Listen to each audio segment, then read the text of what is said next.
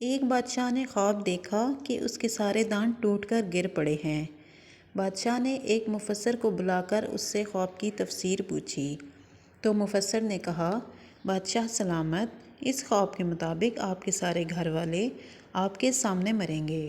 بادشاہ کو بہت غصہ آیا، اس نے اس مفسر کو قتل کرا دیا۔ پھر ایک اور مفسر کو بلوایا گیا، بادشاہ نے اس کو اپنا خواب سنایا۔ مفسر نے کہا، بادشاہ سلامت، مبارک ہو، اس خواب کے مطابق ماشاء اللہ اب سب گھر والوں سے لمبی عمر پائیں گے۔ بادشاہ بہت خوش ہوا، اس نے اس مفسر کو انعام و اکرام دے کر رخصت کیا۔ کیا اس کا یہی مطلب نہیں بنتا کہ اگر بادشاہ اپنے گھر والوں میں سب سے لمبی عمر پائے گا تو اس کے سب گھر والے اس کے سامنے ہی فوت ہوں گے؟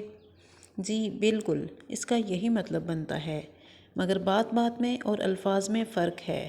آپ کا بولا گیا ایک ایک لفظ کسی دوسرے کے لیے مرہم بھی بن سکتا ہے اور زخم بھی دے سکتا ہے۔ اختیار آپ کے ہاتھ میں ہے۔